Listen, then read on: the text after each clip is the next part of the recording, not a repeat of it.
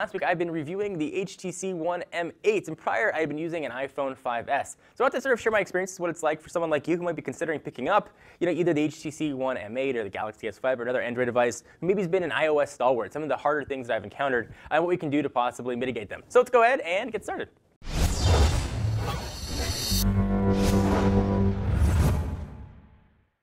So I've had the awesome privilege the past week of checking out this guy, the HTC One M8, and prior to that, aside from phones I've been reviewing, at least for the past probably 4 months, I've been using an iPhone 5S. And switching full-time to the HTC One M8, I ran into some difficulties. This isn't an iOS versus Android type video or what side you're on, but a lot of people switch back and forth from the OSs. So for those of you folks that maybe are using iOS now, thinking about going to Android, here's some difficulties that I ran into, and maybe we can crowdsource some solutions for them.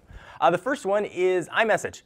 So a lot of people are still trying to send messages to my phone number via iMessage. They weren't using the email address associated with it as well. So text messages were bouncing back, which means I didn't get a lot of text messages, which was also kind of nice for the first few days until people realized that I was no longer using iMessage. And then it's a little annoying to not be able to use iMessage. Now, obviously, there are a ton of alternatives. I've talked about BBM, there's WhatsApp and such. But be prepared when you switch to get some lost text messages along the way. People automatically associate your phone number with iMessage and maybe not the email. So bear that in mind. And along those lines as well, if you have an iPad or another Apple device at home, those text messages that people think they're sending might actually just get sent to those devices, so you might not even get them until you take a look at your iPad. So that's kind of a bit of an annoyance. So the next issue has to do with photos and iCloud. As I mentioned, seem to mention all my videos, I got a little kid at home, I take a lot of pictures, and I loved when I snapped a picture with my iPhone, it automatically synced to iCloud, and I could view it on my iPad, and I could do a shared gallery, my wife could see it. I don't obviously have that same ability on an Android device. Now, there are things like Dropbox, which I've been using to start syncing my photos up to the cloud, but I wish there was a way to sort of get from there over to iCloud, where most of my pictures live on my Mac at home. So not really an elegant way to do that. I can plug the phone in, and I can pull the pictures from there and treat it as a camera, but it adds an extra step and an extra step and an extra step. It is not as elegant as it would have been, so be prepared for that. If you don't use photos a lot, then you're not really going to have to worry. Android's got a built-in application that does sync things for you, so if you want to stay in Android, you're not going to have that problem at all. Just the initial move, something to bear in mind. Let me take a quick minute to thank our friends and overall good peeps at lynda.com. If you want to just better yourself and learn something new, lynda.com offers thousands of engaging, easy-to-follow tutorials taught by pros to help you learn software creative and the business skills you need to maybe be a little more successful.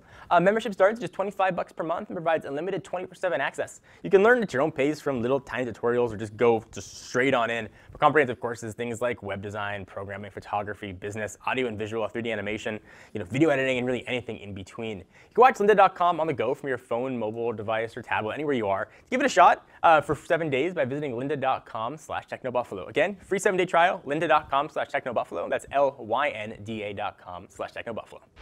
And this one is surprising. I've switched between iOS and Android quite a bit, but I only noticed it when I did it this last time. Contacts. So all my contacts are stored in Google, oddly enough, and I always back up my contacts every time. When I try and switch phones, though, when I went from the HTC One from the iPhone, I use HTC's built-in transfer tool. So I was able to transfer all my contacts right from the iPhone over to here. It didn't transfer over all the images that associated with it, and that was kind of annoying, all the photo IDs and such. So I tried to sync back. So I took my iPhone, sunk it with Google Contacts, and I tried to pull from Google Contacts down to the Android device, and still not all the pictures were there. Now, if you use Facebook or other social media applications, you can pull down those pictures and associate it with the contacts. But this didn't work as well as it had in the past, something that's sort of strange that I noticed.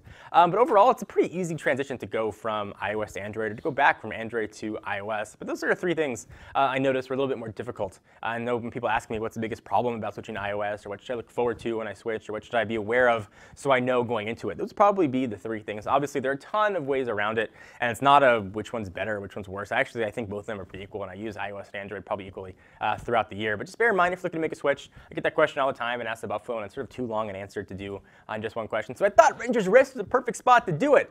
Thank you guys for watching. If you have any solutions for any of these problems or any other problems you've run into, I'd love to hear them. Leave them in the comments right down below. Until next time, I'm John Ranger. See you guys next video. Bye-bye.